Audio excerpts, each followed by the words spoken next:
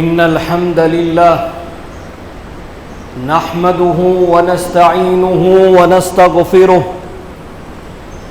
ونعوذ بالله من شرور أنفسنا ومن سيئات أعمالنا من يهده الله فلا مضل له ومن يضلل فلا هادي له وأشهد أن لا إله إلا الله وحده لا شريك له وأشهد أن محمدًا عبده ورسوله يا أيها الذين آمنوا اتقوا الله حق تقاته ولا تموتن إلا وأنتم مسلمون يا أيها الناس اتقوا ربكم الذي خلقكم من نفس واحدة وخلق منها زوجها وبث منهما رجالا كثيرا ونساء واتقوا الله الذي تساءلون به والأرحام إن الله كان عليكم رقيبا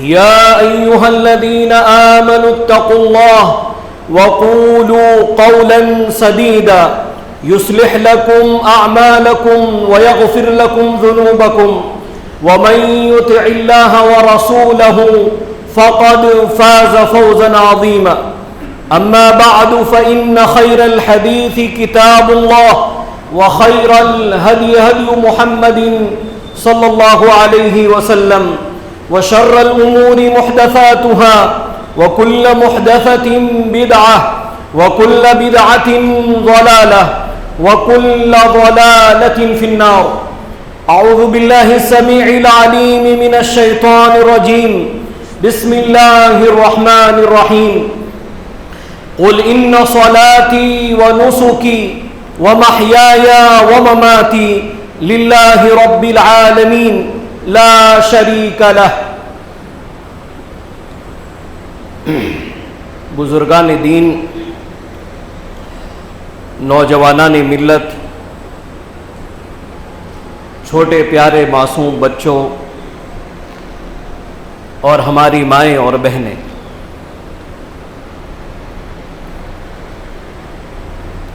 قربانی کی ایک بڑی عظیم تاریخ ہے. قربانی کے بغیر کوئی قوم، کوئی سماج، کوئی جماعت، کوئی گروہ، کوئی ملک، کوئی شہر، کوئی گاؤں کامیاب نہیں ہو سکتا. اللہ تعالیٰ نے جب آدم علیہ السلام کو پیدا فرمایا،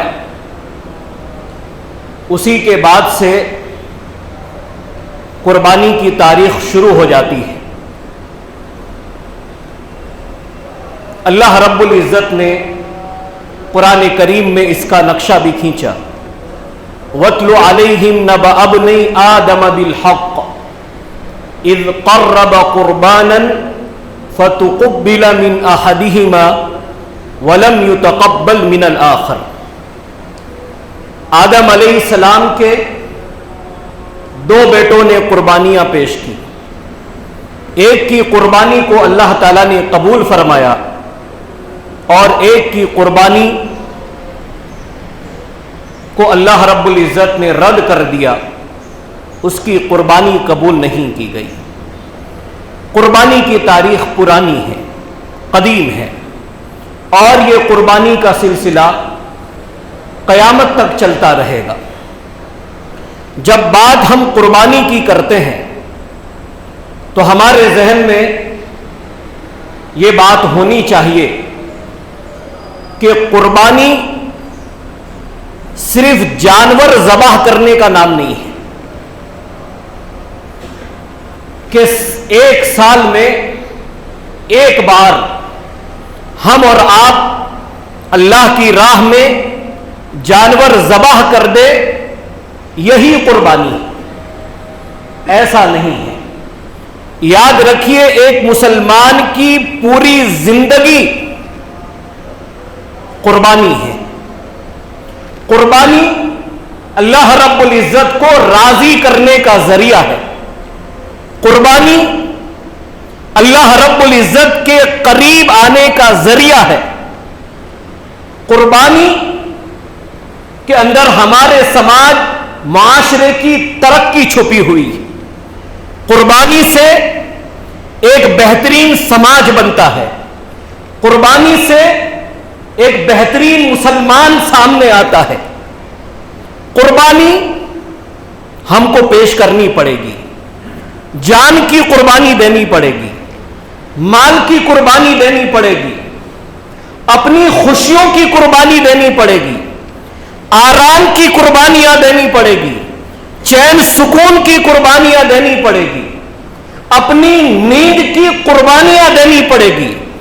جن اولاد سے ہم کو سب سے زیادہ محبت ہے, ان اولاد کے لیے بھی ہمیں قربانی دینی پڑے گی. جب بھی ہم قربانی کا ذکر کرتے ہیں تو ہمیں ابراہیم علیہ السلام یاد آتے ہیں. ابراہیم علیہ السلام کا اللہ رب العزت کے حکم پر اپنے بچے کو قربان کرنا ہمیں یاد آتا ہے کہ اللہ نے کہا کہ ابراہیم اپنے بچے کی قربانی پیش کرو. ابراہیم علیہ السلام اللہ کی راہ میں قربانی پیش کرتے ہیں. جو اللہ تعالیٰ نے مطالبہ, جس چیز کا حکم اللہ تعالیٰ نے ابراہیم علیہ السلام کو دیا تھا, وہ حکم اللہ تعالیٰ نے ہمیں نہیں دیا کہ ہم اپنے بچے کو قربان کر دیں, ہم اپنے بچے کے اوپر چھری چلا دیں. لیکن اس اللہ رب العزت کا ہمیں یہ حکم ہے کہ جس بچے کو ہم تمہیں ذبح کرنے کا حکم نہیں دیتے ہیں, لیکن ماں باپ کے لیے, والدین کے لیے ایک قربانی یہ ہے کہ کم سے کم تم اپنے بچوں کو دین کی تعلیم تو دے دو, کم سے کم ان کو قرآن اور حدیث کی تعلیم تو دے دو, کم سے کم ان کو دینی پیغامات تو ان تک پہنچاؤ. یہ قربانی ہے, قربانی ہے. اور کوئی بھی قربانی, کسی بھی قسم کی قربانی بغیر تقوی کے, بغیر اخلاص کے اللہ رب العزت قبول نہیں فرماتا ہے.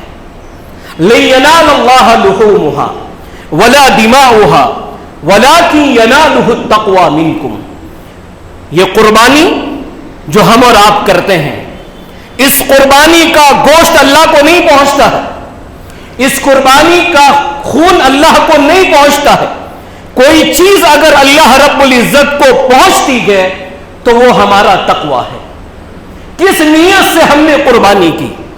اور جب ہم قربانی کی بات کریں گے تو قربانی کے اندر ہم صرف یہ نہیں کہتے کہ جانور ذبح کرتے ہوئے ہمارے اندر اخلاص تھا کہ نہیں, ہمارے اندر تقوی تھا کہ نہیں. میرے بھائیوں, ہماری پوری زندگی کے اندر کیے جانے والے سارے اعمال یہ اللہ کی راہ میں قربانیاں ہیں, اور ہماری زندگی کے اندر کی ہوئی تمام تر نیکیاں یہ اللہ کی راہ میں قربانیاں ہیں. اور کسی بھی قسم کی قربانی ہو, چاہے ہم اللہ تعالیٰ کی راہ میں مال خرچ کریں, چاہے ہم اللہ تعالیٰ کی راہ میں اپنی جان قربان کر دیں, چاہے ہم اللہ رب العزت کی راہ میں اپنا چین سکون برباد کر دیں, رات میں ہم جاگیں, تہجد پڑھیں, فجر کی نماز ادا کریں, دوسری عبادتیں ادا کریں, ساری عبادتیں اگر قبول ہوگی تو وہ تقوی اور اخلاص, کہ ہمارا ہر کام اللہ رب العزت کو راضی کرنے کے لیے ہو, ہر کام ہمارا اللہ رب العزت کو خوش کرنے کے لیے ہو. ہمارا دین ہم سے قربانی چاہتا ہے, اور اگر ہم قربانی پیش نہیں کریں گے تو یاد رکھیے سماج سے, معاشرے سے ہمارا نام و نشان مٹ جائے گا, ہمیں کوئی یاد کرنے والا نہیں رہے گا, ہمارا معاشرہ بد سے بدتر ہو جائے گا, گناہ عام ہو جائیں گے, انسان دین سے دور ہو جائے گا. اللہ رب العزت فرماتا ہے, اے مسلمانوں تمہاری زندگی کیا ہے؟ قل ان صلاتی ونسکی ومحیای ومماتی للہ رب العالمین لا شریک لہ. محمد صلی اللہ علیہ وسلم آپ کہہ دیجئے ان صلاتی میری نماز، ونسکی میری قربانی، ومحیای ومماتی میرا جینا میرا مرنا، للہ رب العالمین لا شریک لہ، میری نماز میری قربانی میرا جینا میرا مرنا سب کچھ اس جہان کے رب کے لیے ہے جس کا کوئی شریک نہیں. ہم اس دنیا کے اندر آئے ہیں اللہ رب العزت کے حکم کی فرما برداری کے لیے آئے ہیں. ہماری نماز رب کو راضی کرنے کے لیے ہے، ہماری قربانی رب کو راضی کرنے کے لیے ہے، ہمارا جینا رب کو راضی کرنے کے لیے ہے، ہمارا مرنا رب کو راضی کرنے کے لیے ہے. میرے بھائیوں، قربانی چاہتا ہے یہ دور، قربانی چاہتا ہے ہم سے. ایک نظر دوڑائیے پوری اسلامی تاریخ کے اوپر، صحابہ کرام کی زندگیاں دیکھ لیجئے. جب اللہ اور اس کے رسول صلی اللہ علیہ وسلم کے پیغامات کو لوگوں تک پہنچایا جانے لگا، توحید کی دعوت جب شروع ہوئی مکہ سے، تو کیا اللہ کے رسول صلی اللہ علیہ وسلم اور صحابہ کرام نے قربانیاں نہیں پیش کی؟ دین بچانے کے لیے ہم مسلمانوں کو ہر قسم کی قربانیاں پیش کرنا ہوگا.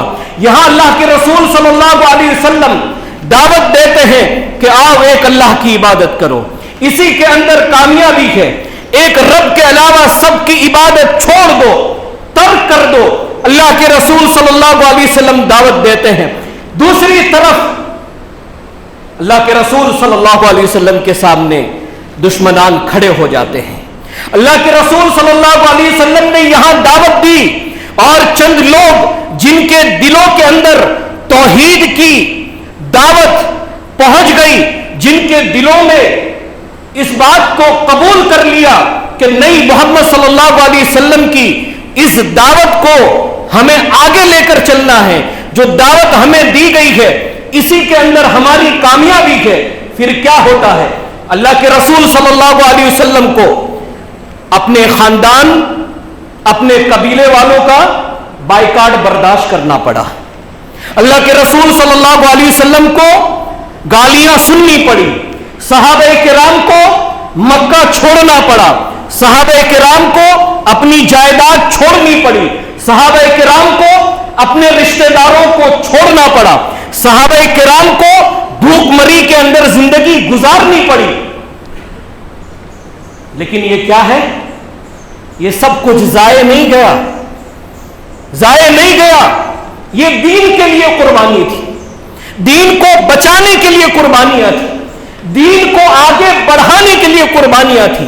اگر صحابہ کرام یوں ہی بیٹھ جاتے کہ سماج مخالفت کر رہا ہے، صحابہ کرام اس ڈر سے بیٹھ جاتے کہ اگر اس دعوت کو قبول کرنے سے ہمارا کاروبار چوپٹ ہو جائے گا، صحابہ کرام اس ڈر سے بیٹھ جاتے کہ اس دعوت کو قبول کرنے سے سماج ہمارا بائیکاٹ کر دے گا، ہماری بچیوں کی لڑکوں کی شادیاں نہیں ہوتی، تو آج یہ دین کہاں ہوتا؟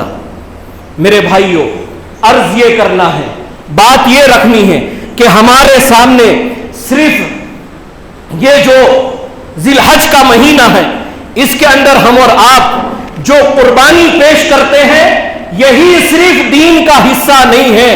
ہماری پوری زندگی ہم سے قربانی چاہتی ہے کہ تم اللہ کی راہ میں اپنی قربانیاں پیش کرو. اور آج جب ہم اور آپ دنیا کے حالات دیکھتے ہیں اور قوموں کی تاریخ پڑھتے ہیں، تو ہم اور آپ دیکھتے ہیں کہ اللہ رب العزت نے ان لوگوں کو زندہ رکھا جو بظاہر تو قبروں کے اندر ہے، لیکن ان کی دعوت تبلیغ کے ذریعے، ان کی دین کے لیے محنت کے ذریعے آج وہ لوگ زندہ ہیں، کیونکہ انہوں نے دین کے لیے قربانیاں پیش کی. جب ہم بات کریں گے تو مولانا عبد الرحیم صاحب پچھمی رحمت اللہ علیہ، جن کے ذریعے ان جنگلوں کے اندر، ان ویران جگہوں کے اندر، جہاں پر کوئی اللہ اس کے رسول صلی اللہ علیہ وسلم کا نام لینے والا نہیں تھا، جس شخص کے اوپر دعوت و تبلیغ کی وجہ سے، توحید کا پیغام عام کرنے کی وجہ سے مقدمات پر مقدمات ہوتے تھے، بار بار جس کو کورٹ میں پیش کیا جاتا تھا، جس کی سماج برادری اس کی مخالفت کرتی تھی، آج مولانا عبدالرحیم صاحب ہمارے سامنے زندہ ہیں۔ ہم ان کا نام لیتے ہیں کہ ان کے ذریعے ہم تک توحید کی دعوت پھیلی۔ اگر وہ بھی ہماری طرح گھر میں بیٹھ جاتے، آج حیرت ہوتی ہے۔ میرے بھائیوں، آج ہم اس جگہ پر ہیں، بوجھ کش کے علاقے میں ہم آتے ہیں، اور جب ہم سنتے ہیں کہ ہمارے پرانے لوگ دین کے خاطر کتنی قربانیاں پیش کرنے والے تھے، تو پرانی چیزیں سن کر اور پڑھ کر دل سے ان لوگوں کے لیے دعائیں نکلتی ہے کہ وہ لوگ کیسا معاشرہ دے کر گئے تھے، کیسا سماج دے کر گئے تھے، دین کے لیے ان کو کتنی تڑپ تھی۔ مولانا داؤد راز رحمت اللہ علیہ اس زمانے کے اندر کچبھوج میں آتے تھے، وہ گاؤں ہم نے دیکھے جن گاؤں کا تذکرہ مولانا داؤد راز نے کیا۔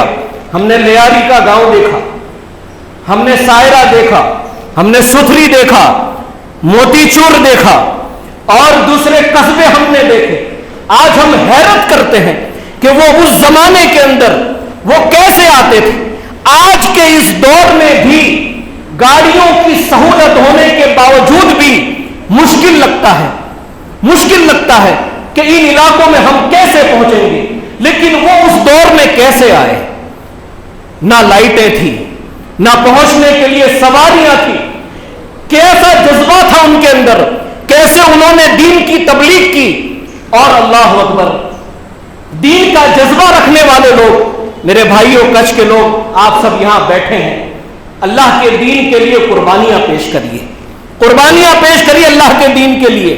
سوچئے دین کا کام کیسے ہوگا، سماج کیسے سدھرے گا، ہم خود اپنے آپ کی اصلاح کیسے کریں گے، ہم خود قرآن کریم کب سیکھیں گے، ہم کب عقیدہ سیکھیں گے، ہم خود اپنے سماج کے اندر بہتری کب پیدا کریں گے۔ ابھی ہم گئے تو کسی نے بتایا کہ مولانا داؤد راز صاحب کا پروگرام ہے متھڑی کے اندر۔ آج میں بتا رہا ہوں یہ قربانی کا حصہ کہ متھڑی پہ مولانا داؤد راز صاحب کا پروگرام ہے۔ موتی چور والے مغرب کی نماز پڑھ کے نکلتے ہیں اور فجر کی نماز پڑھتے مٹھڑی جا کر کے، موتی چور سے نکلتے ہیں مغرب کی نماز پڑھ کے، فجر کی نماز جا کر مٹھڑی میں پڑھتے ہیں۔ پیدل گئے، چلتے ہوئے گئے، اس لیے گئے کہ مٹھڑی کے اندر مولانا داؤد راز کا پروگرام فجر کی نماز کے بعد رکھا گیا، فجر کی نماز کے بعد رکھا گیا ہے۔ 50-60 سال پیچھے ہم بات کر رہے ہیں، لوگوں میں جذبہ تھا، پیدل پہنچ گئے کہ آج وہاں جائیں گے تو دین کی بات سیکھنے ملے گی، قرآن حدیث کے بارے میں جاننے ملے گا۔ اور آج علماء کرام ہمارے پاس آتے ہیں، گاؤں آتے ہیں، شہر آتے ہیں، لیکن کسی کو توفیق نہیں ہوتی، بلکہ اتنا آسان ہو گیا کہ موبائل کے ذریعے، انٹرنیٹ کے ذریعے گھر بیٹھے بھی انسان اچھے علماء کرام کی تقریریں سن کر، باتیں سن کر اپنی اصلاح کر سکتا ہے۔ لیکن ایسا نہیں ہے میرے بھائی، دین قربانی چاہتا ہے۔ زندگی صرف اپنے لیے جینے کا نام نہیں ہے۔ اللہ رب العزت ہر چیز کا ہم سے حساب لے گا۔ اللہ تعالیٰ نے اگر ہمیں کچھ عطا کیا ہے، مال دولت دی ہے، انسان اپنے آپ پر بھی خرچ کرے، اپنے گھر والوں پر بھی خرچ کرے، لیکن ساتھ میں دوسروں کا بھی خیال رکھے۔ جن کی مدد کرنے کا حکم اللہ نے دیا ہے ان کی ہم اور آپ مدد فرمائیں، اس دین کے کام کو آگے بڑھائیں، اور اس کے لیے قربانیوں کی ضرورت۔ قربانی کے موقع سے 2-3 باتیں اس 5 منٹ میں رکھ کر اپنی بات ختم کرتا ہوں۔ دیکھیے، اللہ کے بندے، دین کو پھیلانے والے بندے ہمیشہ سے دین کی تڑپ رکھتے ہیں کہ کچھ دنیا میں کر کے جائے کہ اللہ رب العزت ہم سے راضی ہو جائے۔ لوگوں کو راضی کرنے کے لیے کوئی کام مت کرو کہ فلاں ہم سے راضی ہو جائے گا، لوگ خوش ہو جائیں گے. یہ سوچو کہ کچھ ایسا کر کے جاؤ کہ قبر کی وحشتناک، قبر کی انتہائی خطرناک زندگی میری پرسکون گزر جائے. اس اندھیرے کے اندر، قبر کے اندھیرے میں مجھے کچھ روشنی مل جائے، قبر کے دن سکون سے کٹ جائے. کل اللہ کے سامنے کھڑا ہوں تو میں اپنی زندگی کے بارے میں حساب دے سکوں کہ اے رب، آج میں تیرے سامنے کھڑا ہوں تو میں اپنی نیکیاں لے کر آیا ہوں، نمازیں لے کر آیا ہوں، روزے لے کر آیا ہوں، اپنے بھائیوں کے بہنوں کے حقوق کو جو ادا کیا وہ اعمال لے کر آیا ہوں، اپنی قوم کے لیے، سماج کے لیے جو کوششیں میں نے کی، اے میرے رب میں وہ لے کر آیا ہوں. کوئی بھروسہ نہیں زندگی کا، کوئی بھروسہ نہیں. دین قربانی چاہتا ہے. ذرا 1 منٹ سوچے، کبھی اکیلے میں بیٹھ کر سوچے کہ جب یہ آنکھ بند ہو جائے گی پھر میرے کام کیا آئے گا، کیا کام آئے گا؟ بنگلہ ساتھ لے کر جائیں گے، کاروبار ساتھ لے کر جائیں گے، گاڑیاں ساتھ لے کر جائیں گے، اولادیں ساتھ لے کر جائیں گے؟ نہیں، کچھ ساتھ نہیں آئے گا. یہ دین ہم سے قربانیاں چاہتا ہے. اللہ کی راہ میں انسان ہر قسم کی نیکیاں پیش کرے، یہی انسان کے لیے قربانی ہے. اور انہی سب قربانیوں کے ساتھ میں اب جو قربانی جو آنے والی ہے اور قربانی کے دن جو بالکل قریب ہے، اس سے پہلے 2-3 باتیں آپ کے سامنے رکھنا چاہتا ہوں. پہلی بات یہ کہ 9 ذی الحج یہ عرفہ کا دن ہے، عرفہ کا، اور عرفہ کے دن کا ہمیں روزہ رکھنا ہے. ہر مسلمان کو اپنی زندگی کے اندر ثواب، اجر، نیکیاں زیادہ سے زیادہ کمانے کا شوق ہونا چاہیے کہ ہم زیادہ سے زیادہ نیکیاں کر لیں، اور اللہ تعالیٰ نے ہماری بخشش، ہمارے گناہوں کی معافی کے لیے جو اعمال بتلائے ہیں وہ اعمال ہم کر لیں. ایسے موقع اور ایسی فرصتیں نہ چھوڑیں. اگر آج کوئی کہہ دے کہ بھائی کل 1 دن کی تم مزدوری کر لو، 1 دن میرے پاس کام کرنے آ جاؤ تو میں تمہیں 2 سال کی سیلری دوں گا، تو انسان سوچے گا ارے بھائی 1 دن کام کر کے 2 سال کی تنخواہ مجھے ملے گی. ہم دنیاوی مسئلہ ہے اس لیے بہت دوڑ کر کے جائیں گے. میرے بھائی یہ عرفہ کا روزہ، اس 1 دن کا روزہ رکھیں تو کیا ہوگا؟ یکفر السنہ الماضیہ والباقیہ. اس عرفہ کے 1 دن کا روزہ رکھنے سے، یہ 1 دن کا روزہ ہمارے گناہوں کا کفارہ بن جائے گا. 1 سال جو پیچھے گزر گیا اس کا بھی کفارہ بنے گا، اور 1 سال جو آنے والا ہے اس کا بھی کفارہ بنے گا. رب ذوالجلال ہمارے 2 سال کے گناہوں کو معاف فرمائے گا.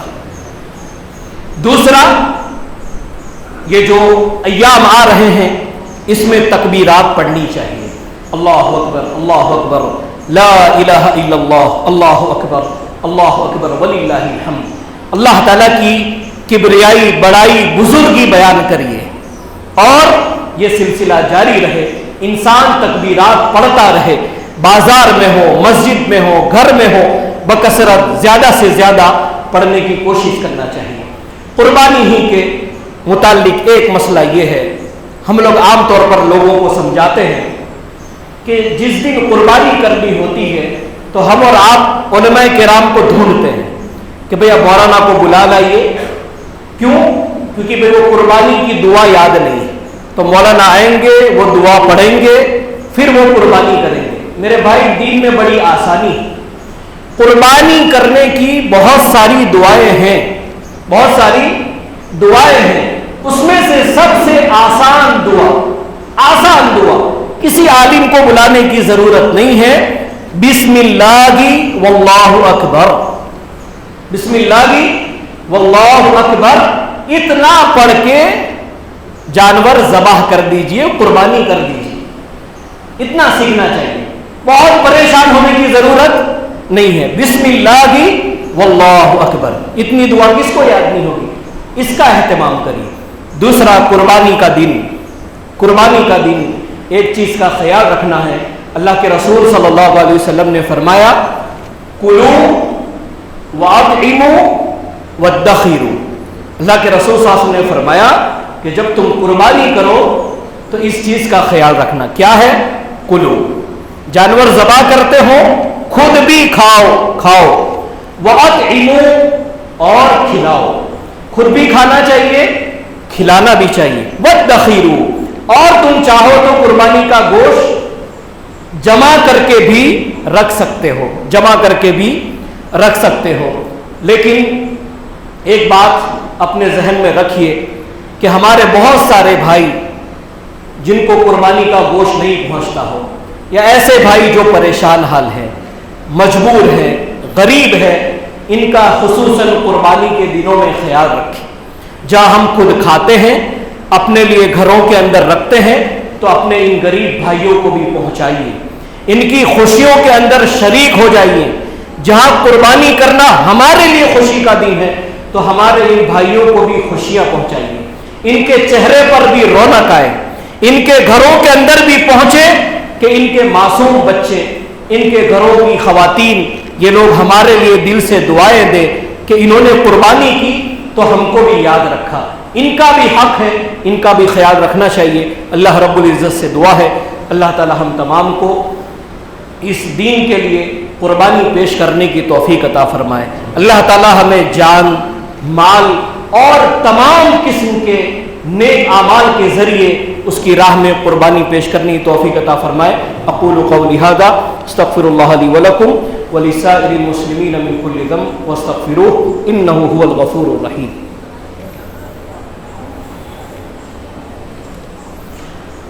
ان الحمد للہ نحمده ونستعینه ونستغفره ونعوذ باللہ من شرور انفسنا ومن سیئات اعمالنا من يهده الله فلا مضل له ومن يضلل فلا هادي له واشهد ان لا اله الا الله وحده لا شريك له واشهد ان محمدا عبده ورسوله. اما بعد فاعوذ بالله السميع العليم من الشيطان الرجيم. بسم الله الرحمن الرحيم. ان الله وملائكته يصلون على النبي يا أيها الذين آمنوا صلوا عليه وسلموا تسليما. اللهم صل على محمد وعلى آل محمد كما صليت على إبراهيم وعلى آل إبراهيم إنك حميد مجيد. اللهم بارك على محمد وعلى آل محمد كما باركت على إبراهيم وعلى آل إبراهيم إنك حميد مجيد. إن الله يأمر بالعدل والإحسان وإيتاء ذي القربى وينهى عن الفحشاء والمنكر والبغي يعظكم لعلكم تذكرون. اذكروا الله يذكركم وادعوه يستجب لكم ولذكر الله أكبر.